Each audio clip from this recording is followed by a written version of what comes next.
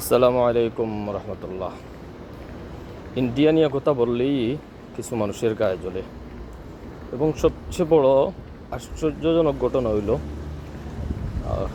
গতকালকে একজন প্রবাসী আমাকে বলছে, ভাই ইন্ডিয়া নিয়ে ভিডিও বানাইয়েন না, অসুবিধা হবে।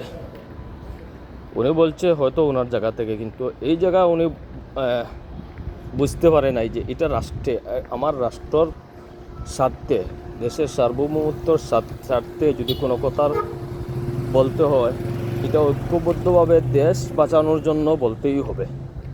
এখানে ইন্ডিয়ার যে কিছু তাবেদার মানুষ আছে, এরা মনে করে যে ইন্ডিয়ার বিরুদ্ধে কথা বললেই আক্রমণ করবে, এবং কিছু মানুষ ভয় পায় যে ইন্ডিয়ার বিরুদ্ধে কথা বললে ইন্ডিয়া কোনো না কোনোভাবে আক্রমণ করবে। এটা হচ্ছে আমাদের বাংলাদেশের কিছু মানুষের মাইন্ডে এটা ঢুকানো হয়েছে যে ইন্ডিয়ার একটা ভয়। এটার ভয় ঢুকানোর কারণ হইল গিয়া এম ইলিয়াস আলী। আমার ভিডিওটা সবাই শেয়ার করবা, কারণ দেশের স্বার্থে, জনগণের স্বার্থে। আর এটা ইন্ডিয়া বিরোধী যারা দেশকে ভালোবাসেন তাদেরকে বলছি, এম ইলিয়াস আলীকে গুম করেছে ইন্ডিয়ার বিরুদ্ধে কথা বলার কারণে। বাংলাদেশের সার্বভৌমত্ব রক্ষার স্বার্থে উনি কথা বলছেন, ওনাকে গুম করা হয়েছে, এবং গুম কারা করছে? স্বাধীনতার যারা বাণী শোনায় বাংলাদেশের মানুষকে, তারাই গুম করছে। দেখেন, একদিকে স্বাধীনতার পক্ষে শক্তি বলছে, আর অন্যদিকে রাষ্ট্রের সার্বভৌমত্ব রক্ষার্থে যা কথা বলছে তারা গুম করা হচ্ছে। আর বর্তমান সময় আবার এই গুম আগে যারা করছিল এদের বৈধতা দেওয়ার চেষ্টা করা, বৈধতা দিয়ে দিয়েছেন অলরেডি। এবং হাদি হত্যার বিচারের কোনো বিচার হবে কি না, এটা প্রতিটি মানুষ সন্দেহবাদ অবস্থায় আছে যে বাংলাদেশের মানুষ চায় কি আর সরকার কি করে।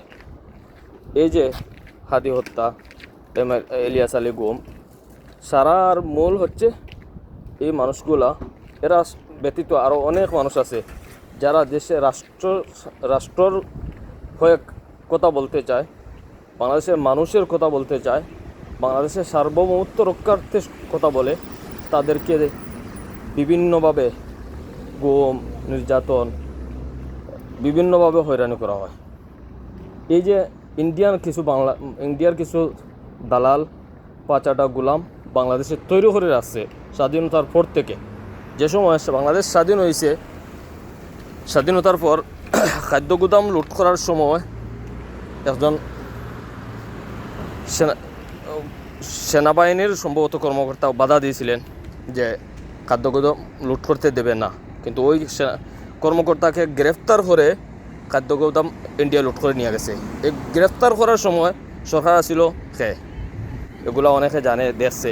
এই যে শুরু থেকেই ইন্ডিয়ার তাবেদারি, এটা থেকে যতক্ষণ বাংলাদেশের মানুষ বাইর হয়েছে না, এবং সবাইকে ইন্ডিয়া বিরোধী অবস্থান নিতে হবে।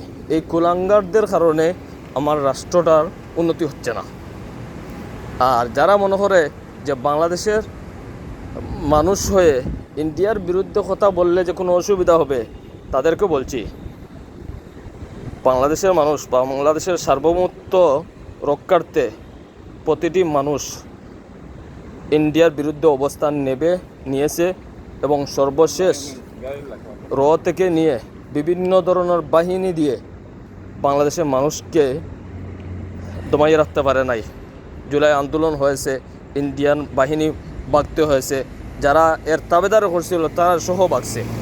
তো বাংলাদেশকে নিয়ে যদি মনে করেন যে ফাঁসাটা গুলাম হইয়া ইন্ডিয়ান আধিপত্য বিস্তার করবা আর বাংলাদেশের মানুষ সহ্য করবে, এটা সম্ভব না। মৃত্যু তো একদিন আসবে। তো ইন্ডিয়ান কুলাঙ্গার গুমুত পান করে যারা, এরার বয়ে বাংলাদেশের সার্বভৌমত্ব মানুষ ছাড়বে না। বাংলাদেশের সার্বভৌমত্ব রক্ষার্থে মানুষের জীবন দেওয়া লাগে, মানুষ জীবন দিবে, এবং তার জন্য প্রতিটি মানুষ প্রস্তুত আছে।